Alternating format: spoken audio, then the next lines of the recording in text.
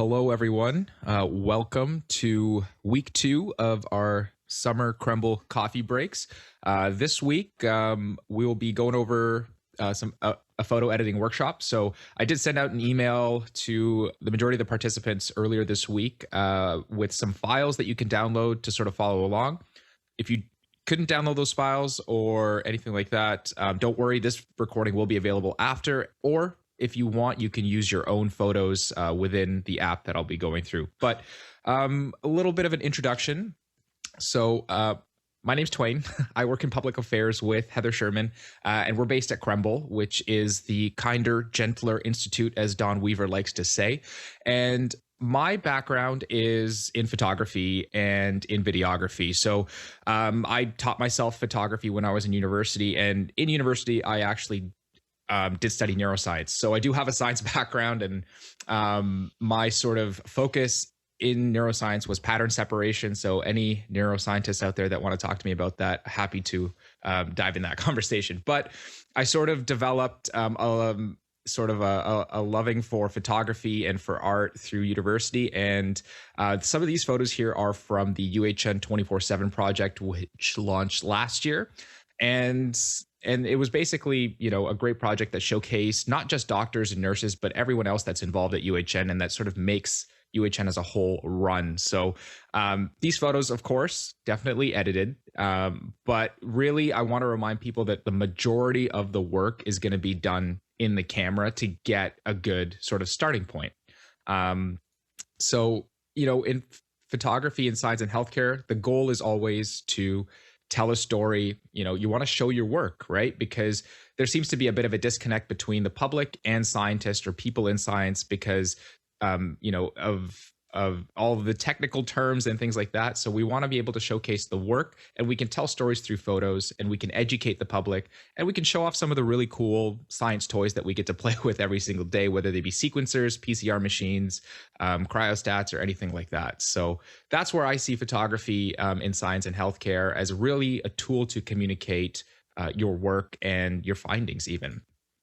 So these slides are from my previous presentation, which was about smartphone photography, and all that presentation and the previous sort of presentations for the Krembil coffee breaks can all be found on YouTube. So in a follow-up email, we'll link to that playlist, and you guys can have a look through all of those sort of coffee break presentations. So this is sort of to build on the smartphone photography presentation, and we'll go into about editing in this presentation. So the one thing that you will need, of course, is a photo editing application, and Adobe's got a great product called Lightroom. And there are other applications that you can use, and the tools are pretty much the same, but we'll sort of focus on Lightroom in this one. And again, remember the sort of most of the heavy lifting is done in camera. So again, you can go refer back to this presentation, but your ISO, your aperture, your shutter speed, all these three things are used to control light and make a good photo or a good starting point for you to then go in and edit. So, and part of that is also your rules of composition. I won't go too much into detail into these, but I'll sort of just highlight some of the things you want to consider when you take a photo. Consider filling the frame, avoid sort of cutting off people's limbs. The rule of thirds, where you sort of divide your grid into 3 columns and rows, and at each sort of intersection of those lines, you put a point of interest. Subframes, really great to isolate your subject and really draw your viewer into them. Same thing with leading lines. The whole point here is to lead your eye into a point of interest. Repetition is something really interesting. Repeating elements sort of are sort of pleasing to the eye. You can sort of, get patterns and understand patterns and sort of draw your eye into that photograph. Rule of odds. So images are sort of more visually appealing when they're in odds. So 3 versus 4, or like 5 versus 6, things like that. And sort of the last one, simplification, that I go over, which is just, sort of decluttering the frame in my mind. Now, these are not every single rule of composition. There are others out there, but I thought these would be the most important ones that I would go over when I talked about sort of the photography in my previous Krembil coffee break. So the next step, you've got a great photograph, right? what is the next step? You can post that photo right away for sure. Some photos meant to be left untouched. And if the colors work and to your eye it looks great, then sure, you could post it, or you can share that photo with the public. But editing is another component to the photographic process and the artistic process as well. And when it comes to editing, this is sort of where your photos can come to life. And depending on what you do and how you manipulate these photos, and what elements you choose to highlight in the edit, right? I will go over a few nerdy things in just before we get to the meat of it, but some things I want to talk about just to sort of give some background and some context. So when we started to go from analog film photography to digital, you have to define sort of the parameters, right? Analog is sort of an infinite medium, right? Whereas digital is finite. So you had, color scientists had to have a way of measuring what true blue was, or had to have a way of measuring what true orange was, or what true daylight was. So they developed color spaces. And when it comes to printing versus editing, there's different color spaces that people use, and depending on sort of the final destination of that photo, if it's going to print versus if it's just going on a screen, you may use a different color space. And sometimes that can make your photo look different, because what happens is you're going to be compressing, data into a confined color space. So you may be working in one color space and then you export to another color space, and you might wonder why your photo would look different. It might be because you may not have been working in a color managed workflow. That is very technical, and that's more so for people in sort of the magazine industry, and people that are doing photos for campaigns and things like that, where color critical work is absolutely necessary. And also, when it comes to color spaces, calibrating your monitor, your screen, and things like that is very important. You might wonder, it's like, oh, on my phone, my photo looks really cool, but then when I send it off to my friend or my family member on their phone, it looks different. That's because some of our screens are calibrated differently. Now, companies do a really good job of making some really good displays where it's pretty much seamless and you don't really notice it. But you may notice that, and if you've ever wondered why my photo looks different on a TV versus a computer screen versus my phone, it has to do with calibration and what the device detects as red, blue. It might be different across different devices. So keep that in mind in case you do wonder, it's like, oh, well, my photo doesn't look like that. And also the last thing is file types. So in the photo world, a lot of files are either raw or compressed, and there are different types of compressed file types. The raw file types, in the email I did send raw file types. Those have so much information that they are very sort of pliable and very easy to edit without incurring any artifacts. What I mean by artifacts is any sort of weird sort of banding or fringing or things that might look off when they're not supposed to be there. So raw photos are sort of the best to work with and sort of the standard to work with when it comes to editing. Now you can edit compressed photos, but you can't really push them as far as you could a raw photo. And as I'll sort of go that when we actually walk through Adobe Lightroom, and I'll show you kind of what I mean. Raw photos, actually, you do need a special editor or a viewer to view them.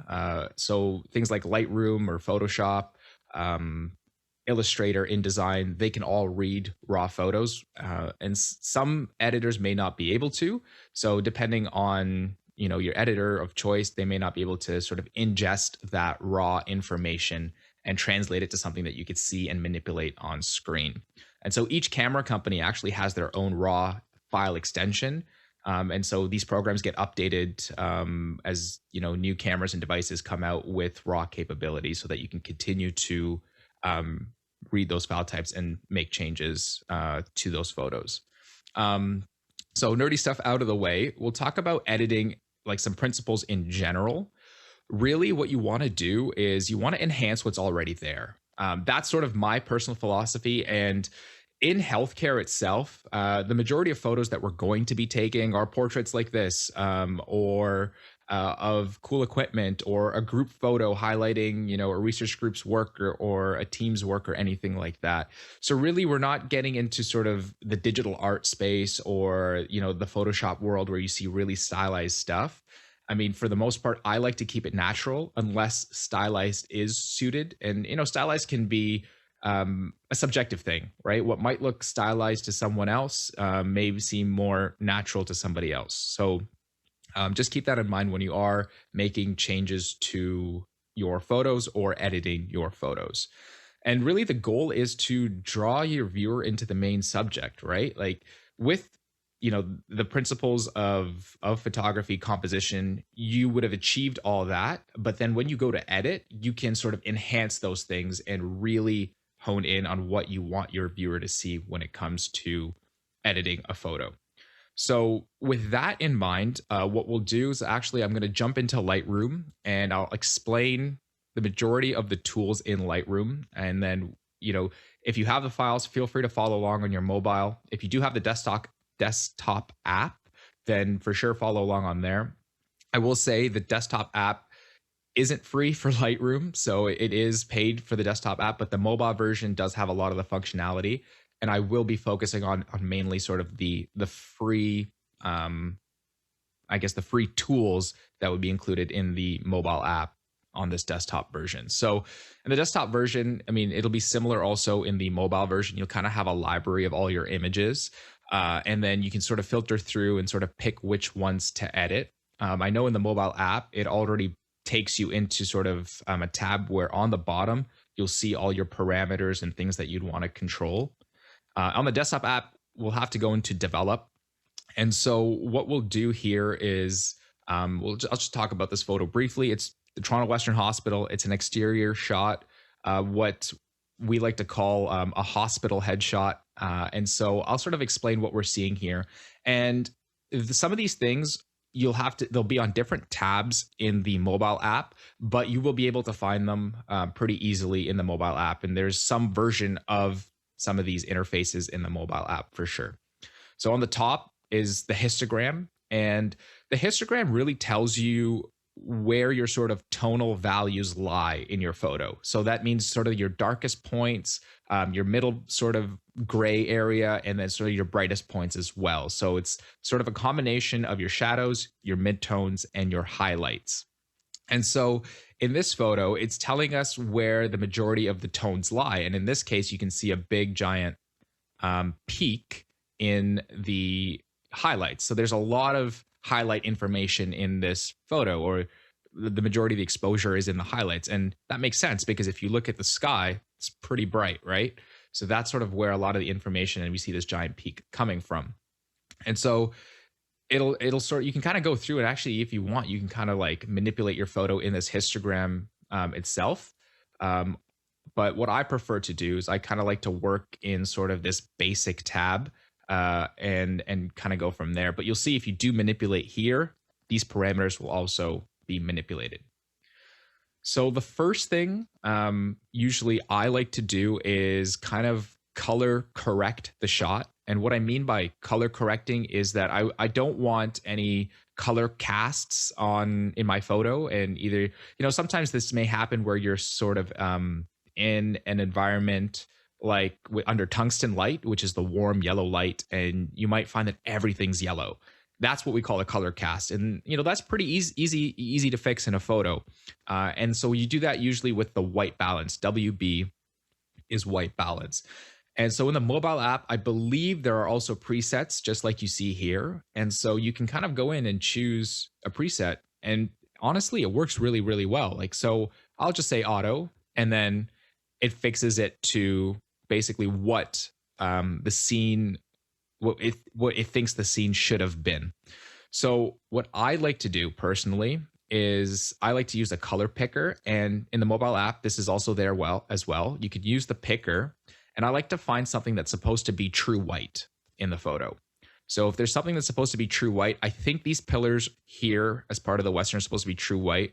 So I'll click that and it'll automatically adjust my white balance. And so white balance is measured in Kelvin. So if you're familiar with the Kelvin scale, It's basically a scale that sort of defines natural light or daylight. So the temperature of daylight. So on the coolest end is blue, like 2000 Kelvin. On the warmest end is 50,000 Kelvin. So it basically, you can slide this around and kind of find, oh, maybe that looks good. Like here might be too cool for this photo. If you want it stylized, maybe that works for you. But since it's, just a hospital headshot, we want it to be as natural as possible. And so I'll just use the picker here, and actually I'll use the picker here and I'll sort of set it to that natural white balance. The tint is sort of, it basically tells you if there's a green or magenta shift. Usually this was kind of built in because lights would often have, as they aged, like especially fluorescent lights and LED lights, they would either get a green tint to them or a magenta tint. So you could correct for those indoor lighting differences by either shifting this slider to, the green side or the magenta side to offset that tint. So you would use this sort of as a corrective tool in that case. So usually I like to set the white balance because that gives me a good starting point in terms of my photo. And so we sort of look at this photo and be like, okay, what works? What do I want to enhance? Of course, the main focus here is the Western. So I'm pretty happy with the exposure. I think the exposure is good. The exposure really is basically the overall, think of it as the overall brightness or darkness of an image. Like you could sort of draw it back. I mean, that really doesn't work because now you've lost, all the detail in the building, and now your eye will go to the sky, which is sort of the brightest part of the image. So keep that in mind when you are editing. You want your eyes to go to sort of the brightest part or a focal point in the image. So I would not recommend probably dropping the exposure on this. In this case, I would kind of leave it at 0, neutral, the way it was shot. Or I might bump it up just a little bit just to sort of draw your eye right into this sort of atrium here. The next thing is contrast. Now, contrast is basically the separation between the darkest parts and the lightest parts of the image. So you could either increase contrast and make that separation a lot larger between light and dark. You'll see on the top here the histogram sort of spreading apart, right? Or you can sort of compress that and make it less contrasty and very flat by bringing the light and dark areas closer together. So this looks very washed out and super punchy, right? So it's not something ideal, or at least for me, I'm not personally a fan of. So I would probably keep it either neutral or just increase it a little bit and sort of leave it at that. Now, when you are editing, you're going to be very curious about all these tools. So it's okay to go a bit heavy-handed at first and then sort of, pull it back and adjust it and sort of split the difference. So you can definitely do that and play around with exposure, contrast, and any of these parameters in that way. So the next one are highlights. And so the highlights really, isolate the brightest parts of the image. In this case, it'll be sort of the sky here and maybe some of these highlights in the top of the building that are really bright. And so what I prefer to do here is, in this case, for this photo specifically, is kind of like really drop them. Because I don't want the sky to be the brightest part in the image. I kind of want this area here, the center part, to be the brightest part. So I'm going to drop the detail in the sky. Now, since this is a raw photo, it's going to allow you to manipulate these parameters a lot more than if it was a JPEG. If I was editing the JPEG version of this photo, what may happen is you might get some artifacts in the sky where it's banding or they shift to a different color. That's because you're working with compressed data. But in this case, since it is a raw photo, and if you are able to shoot raw, then I would recommend shooting raw because then you have the most flexibility. So in this case, I've dropped the highlights and sort of brought it a bit back, and there's some detail in the clouds now. The next thing are the shadows, and it's basically the opposites of highlights, right? It's the darkest parts of the image. So it would sort of be this pillar here on the old TWH pavilion, this dark area down there, this sort of brain campaign poster. That's what it's going to be targeting when I manipulate the shadows. So I can go ahead and sort of darken the shadows a little bit and see you're kind of adding a little bit of contrast when you darken the shadows, and really sort of adding a little more, what I like to call crunch to it. So you can definitely do that. I personally for me, from my taste, I'm more of a dark and down kind of photographer and editor. So I might like to bring that back a little bit. Um, the next sort of parameters are whites and blacks. So if you want to think about whites and blacks, if you think about whites as being sort of the sort of brightest or maximum white point in a photo. So every photo sort of has a white point and a black point. And really what you're doing with this parameter is you're shifting that white point. So you're either making it a lot brighter. So what happens is the information will sort of clip sooner if you increase the white. So things that were dull before will get pushed to that top end. And things that, or if you bring it down, that means you're sort of expanding sort of the brightest part of that tonal range. That means things may not necessarily get as sort of bright when you sort of clip that, or when you sort of lower this parameter here. You're basically setting the boundary for what would be the brightest point in the image. So in this case, it's not going to be that bright, or in this case, I'm going to really, set my white point to something that's a lot brighter. The next thing is the same thing. It's the blacks, but it's the opposite. It's like basically where you're setting the darkest point. So I could either, expand that darkest point, or I could really compress that darkest point. So things here would sort of get crunched and washed out a little bit in the shadow area. So you can kind of use this as a tool to really set where you want, a maximum or minimum level for your black points, and then sort of refine where your shadows go. And usually the shadows won't go past where you've kind of set those levels.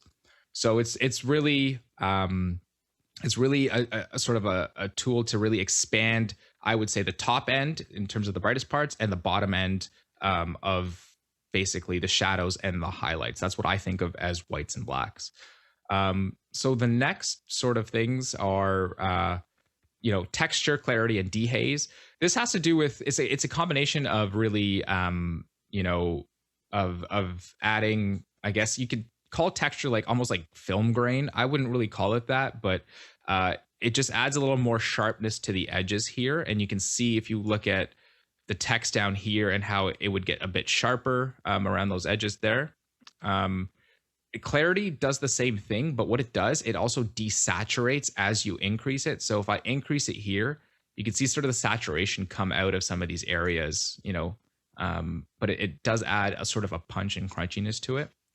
Dehaze, I would say you normally use that with, I would say, like landscape photos where there's a lot of haze or fog and you might want to get rid of it.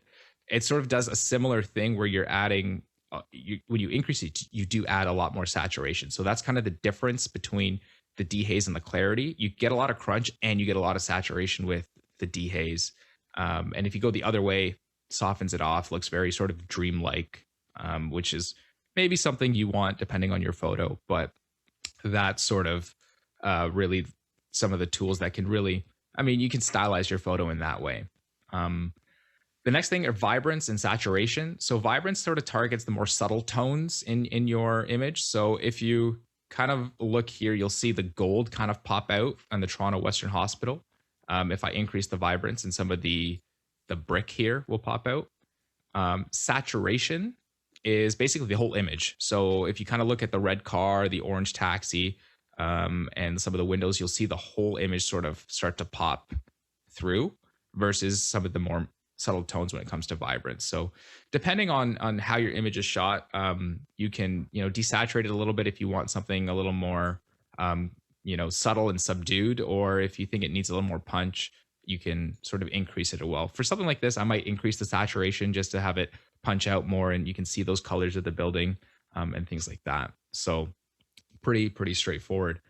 The next thing is the tone curve, and the tone curve is basically all of these parameters up here: exposure, contrast, highlights, shadows, whites, and blacks in a line. So basically you could kind of see the histogram down here.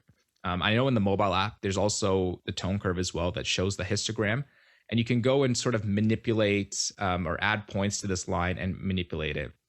And the nice thing is that you can do this to the whole image, or you can do individual color channels. So you can either affect only the reds in the images, or the greens in the images, or the blues in the image. And you can kind of see that there's, two different colors here.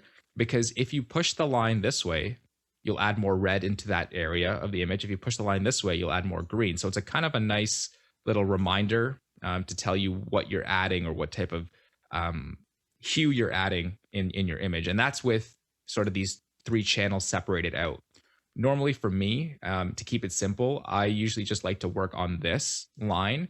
And again, if you're only working on this line, you're only going to be affecting luminance values. So you're going to affect exposure, you're going to affect your highlights and shadows. So what we can do is, if we didn't want to work with any of these parameters here, we can go in and sort of bump our highlights here and create contrast here by bringing up the highlights. So the right side of this sort of line is going to be your brightest parts of your image. The left side here, down here, is going to be like your shadows. So you can sort of add contrast that way and create what we call a standard S curve. And that really adds contrast in to your image. And it's just another way of using these tools up here. And it's a little more, I guess, you have a little more freedom as to where you put your points to manipulate. You can add so many more points and really just tune it however you like.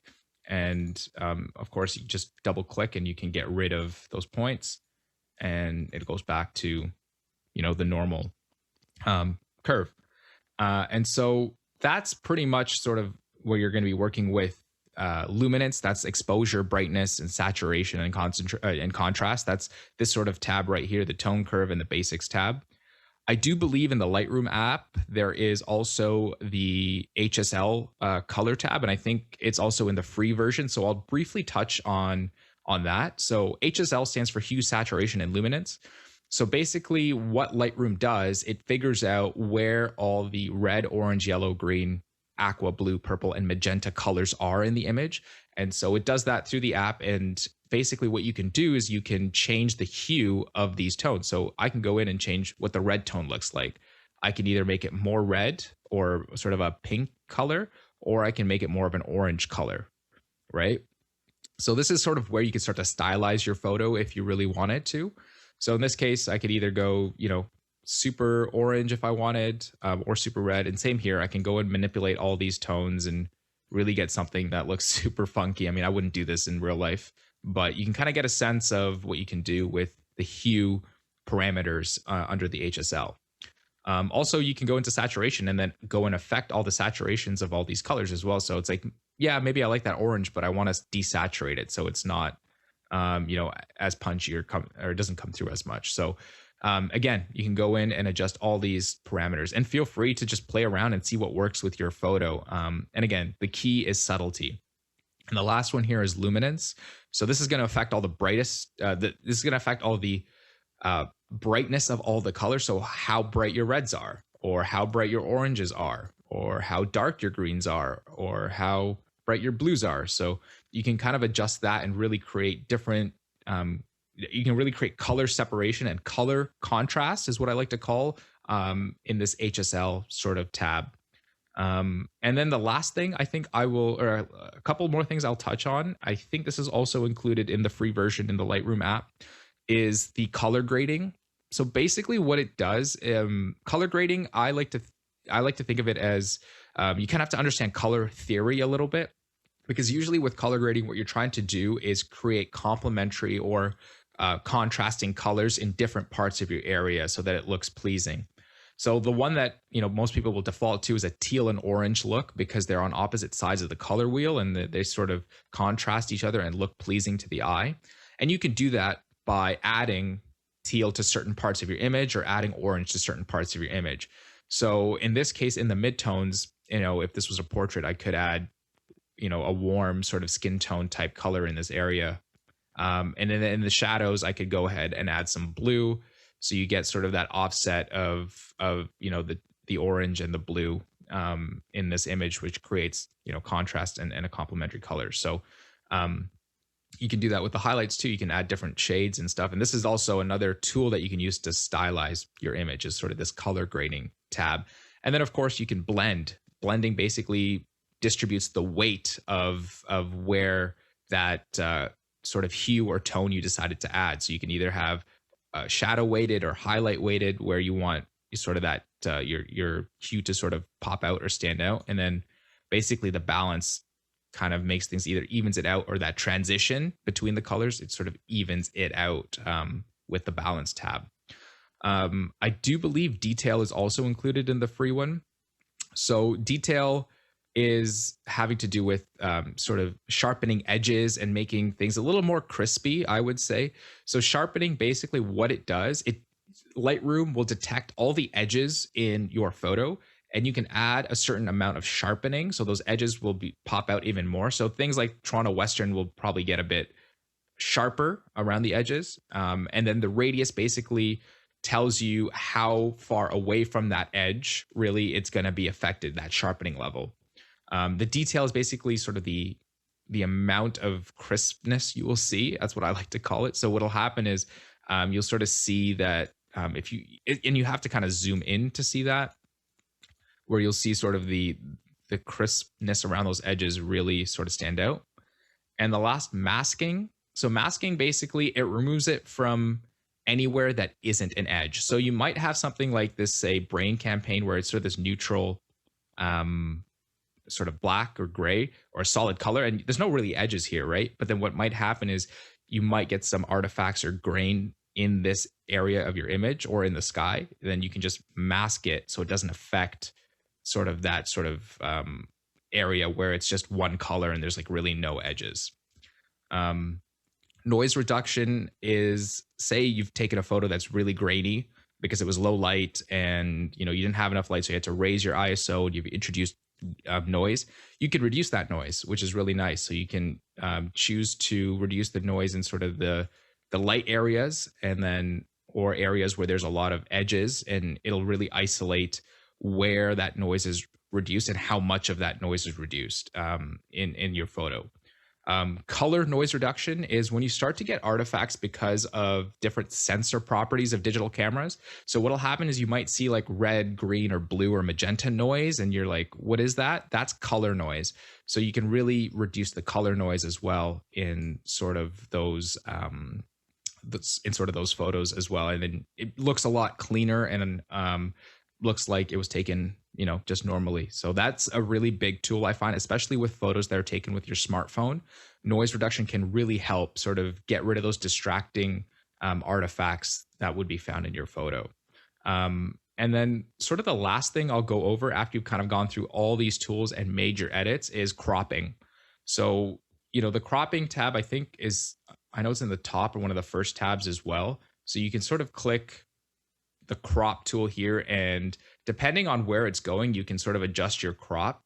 I know for, say, Twitter, it's 16:9. So it has a preset here, 16:9, and I can hit enter, and now I can share this to Twitter.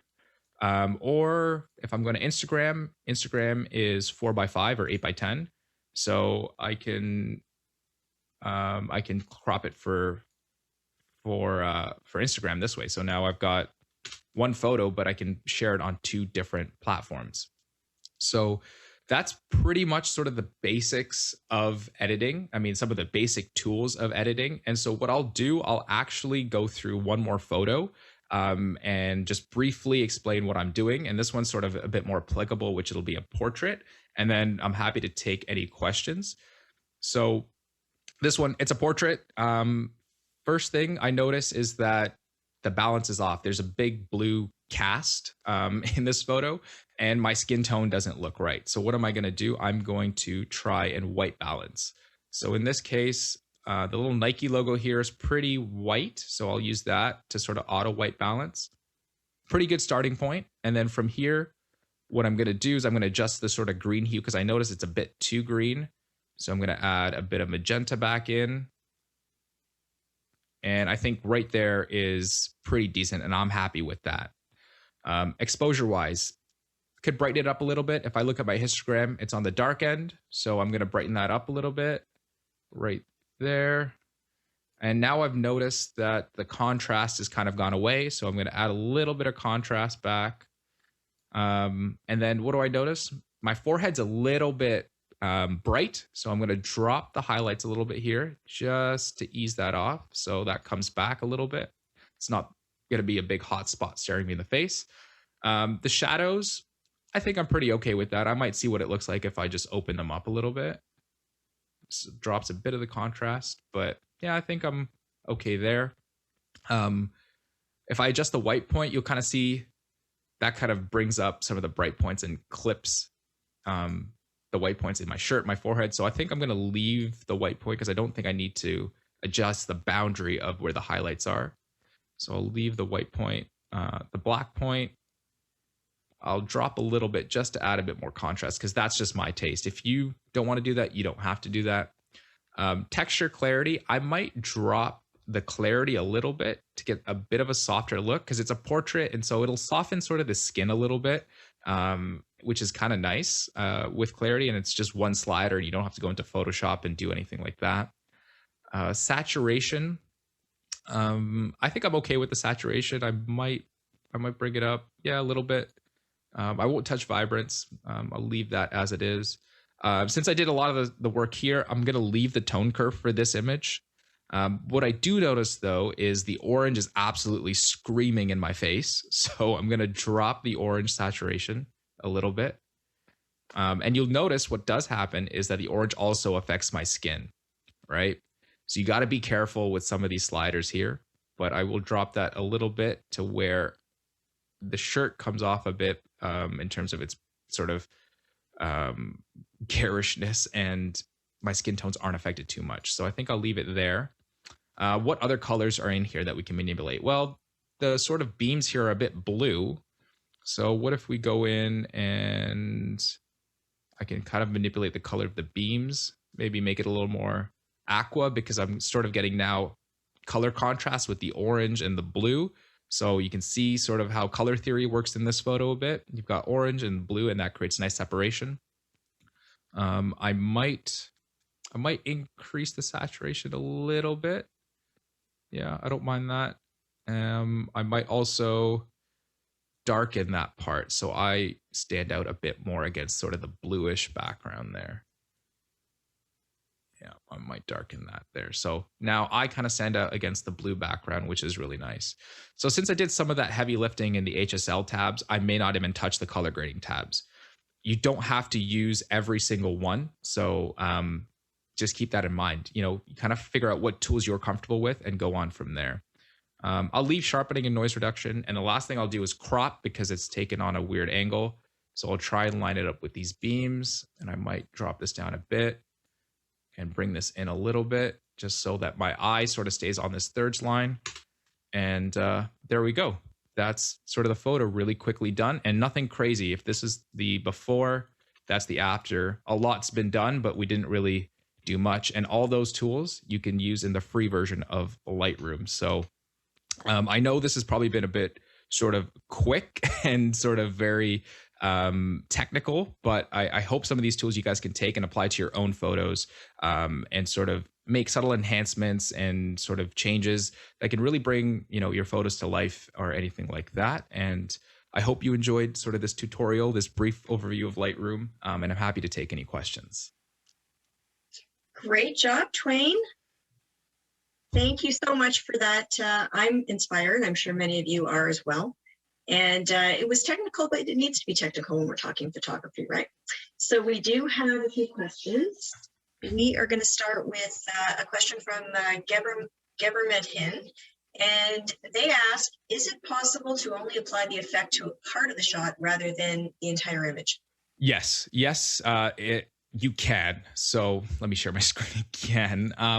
So the reason I didn't go over sort of individual manipulations, it's because that one is with the paid version of Lightroom. So what we can actually do up here, you can sort of see these filters. So this is a circular filter. So say if I want to only affect my face, I can draw a circular filter and I can only affect the exposure on my face or something like that, or really isolate that, pretend there's a spotlight on me. So the reason I didn't go over that is because these tools are for the paid version of Lightroom, and I wanted people to get familiar with basically everything that's already free to them. But yes, so if you do have a paid version of Lightroom, you can go and affect certain parts of an image and draw what we call basically shapes or masks and really affect that part of the image. So like, say if I only wanted to affect my shirt, I can just draw a mask around here and I can really desaturate just the shirt right there and not really affect my face and really kind of hone it in to just the shirt. So it is possible, but again, it's with the paid version. Makes sense. Okay, excellent. Kathy Chow has a question. Can you please teach us how to trim or extract an image when the background is white in color? Yes, so that is not in Lightroom. That will be in Photoshop. In Photoshop, it's a tool called Magic Eraser. And so what it'll do is if you hit the Magic Eraser and go something that's over black or white, it'll remove the background and basically create a transparency layer. And then what you can do is basically take your subject and put them on another background and really get some interesting photos. You can also do that using the selection tool. I know Photoshop has got some new AI features built in where if you just draw a rectangle over your photo, it'll pick out subjects, select it. You can make a new layer in Photoshop and basically it'll cut out that selection and then you can do whatever you want because now again, it's a transparency layer. So it is possible, just not in Lightroom. Makes sense. Okay, perfect. I also want to thank Kevin and Omar, who have been busy in the chat, helping people with some of their direct questions while you were going through everything. And also just want to remind people that TWAYNE did a session last year that was even, a little bit more basic too, Photo 101 editing. So if you want to go back and review that session along with this session, you're going to be completely taken care of in terms of editing 101 features. So I think that's it for the questions. There was just a little bit of confusion over sort of which features are included in the free version of Lightroom and what you have to pay for, but I think most of that's been answered. Okay. So maybe we can move to the draw. Amy? All right. Is there a free version of Photoshop? That question just popped up. I'd like to know too. That's a good question. I don't think there is. There may be for the phone Photoshop Express, but I find that interface very clunky to sort of do things on your phone with Photoshop, and I don't think there is a free version for desktop. So I mean, I think it's $10 per month, as much as a Spotify, I guess, subscription for Photoshop and Lightroom. So with Adobe for $10 US, so keep that in mind for conversion for Photoshop and Lightroom, if it's something you see yourself using a lot or wanting to do in terms of take a lot of photos and manage your photos and things like that. So music or photos, it sounds like, but it does sound like a good investment if you enjoy taking photos. So we're going to move on to the draw, but before we do so, for those of you who were not able to join us last week, maybe it's worth letting you know the prizes that we have available this summer. So we've expanded our repertoire of prizes that you may choose from. So Heather, I know you have a few on hand. I do, in fact. This is it's still in the packaging. The lovely, I should take off my, let's see here. Hold on one second. I'm going to take off the blur so you can see it.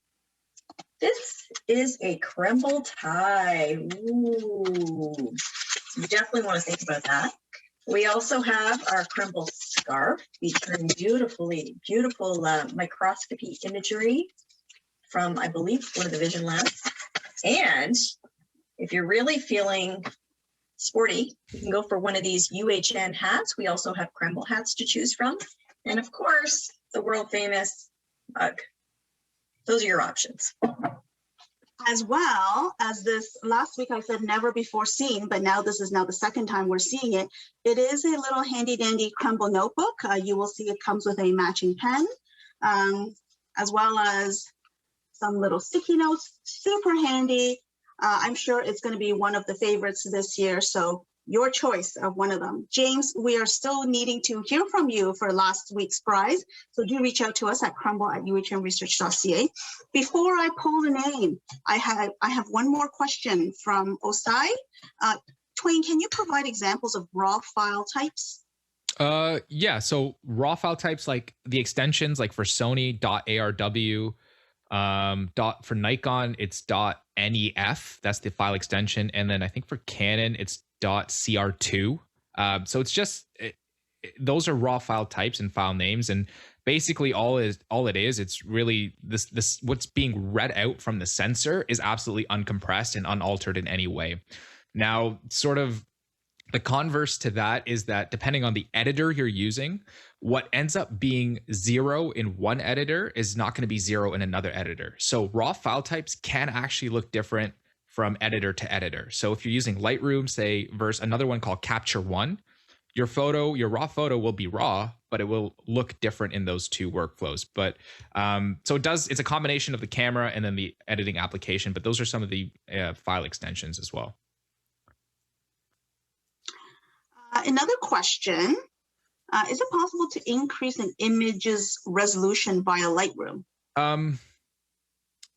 Not increase, no. When you export, there is an option to reduce the resolution, and sometimes you'd have to do that because of resolution and file size restrictions for social media platforms or wherever you might be putting the photo. But increasing a resolution you can do through Photoshop, but keep in mind anything beyond the original resolution may start to introduce artifacts like pixelation. Though there are, I think, Photoshop plugins that allow you to resize and upscale that uses AI to sort of fill in those missing pixels if you do want to increase resolution. Perfect. The latest question that has come in is, do iPhones or other phones give raw photo files? Yes. So in Lightroom, in the mobile version, I think you have to have a paid subscription. But if you do, there is a camera built into the Lightroom app that allows you to change between JPEG and RAW.